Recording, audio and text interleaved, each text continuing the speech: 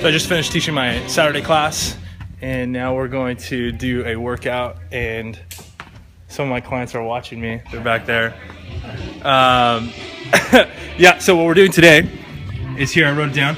We're going to be doing dumbbell snatch, and that's just kind of the first workout or the first thing we're going to do, and that is because it's a compound movement and more explosive. Then we're going to go do into a super, kind of like a quad set. We're going to do split squats, incline bench, single leg deadlift, dumbbell rows. Then we'll rest after those 3 sets, and then we'll do another three set cluster with step ups and pull ups and the Arnold press. And I'm going to try to record all of it. I can't record on my own, so we'll see what I can do here, and we'll get started here soon. Hey, what's going on, guys? This is the dumbbell snatch, and I just wanted to kind of explain a little bit.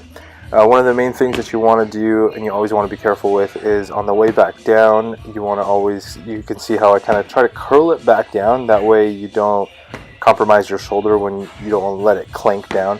But this is a great start off exercise, and this is done just by itself, not in a circuit version.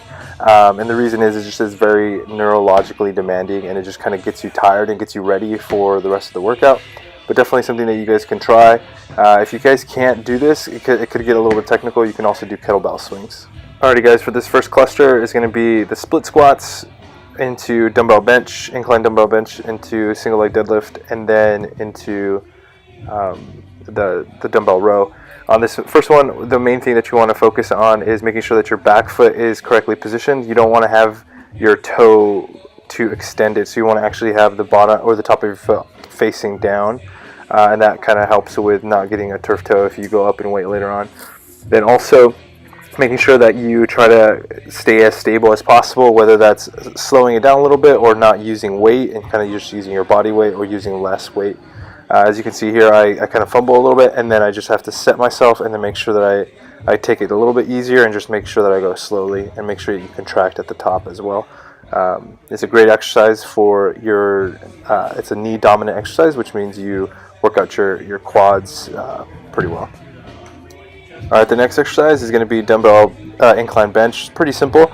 You just want to make sure that you don't go too heavy if you don't have a spotter, and then also making sure that you only go about 90 degrees. As you can see, when I come back down, I only go about there and then come back up.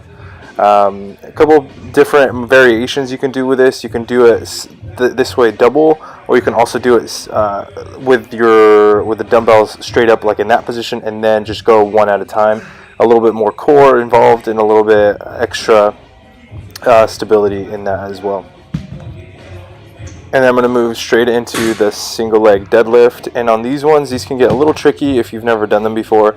There's a couple of techniques that I use. The first one, and you could probably hear it in the background, is me sliding my foot. So the foot that comes up on this one is my left foot. The foot that comes up, I slide it as much as I can before I lift it. And then what this helps do is it helps me make sure that my foot is as far back as I can. Because if you lift it right off the bat, your hips are gonna twist a lot. That's one of the main things. And then also for a balance cue, you could also make sure on the other foot, the foot that's not lifted up, you can point your big toe down, and that just kind of keeps you balanced a little bit more.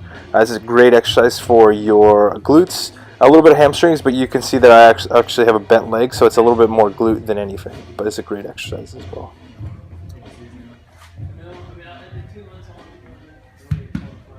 Alrighty, and then I move right into the dumbbell row, and there's a bunch of different variations for this. I like doing it with the incline bench, and that's just because I am a little bit taller and I just like getting into this position. And it's pretty basic. You just want to make sure that your back is as straight as possible, and then you lift the weight right into your pocket. So what I like to say is, and I might have gone a little bit quick on these, but slow and controlled is also a good thing. Tempo is always something that you can mess around with. You can always tweak a little bit. But I like going a little bit quicker if I can control it. This isn't too heavy for me, so I can control it a little bit easier. It also gets me my heart rate going as well if I'm doing more of a cluster type of movement.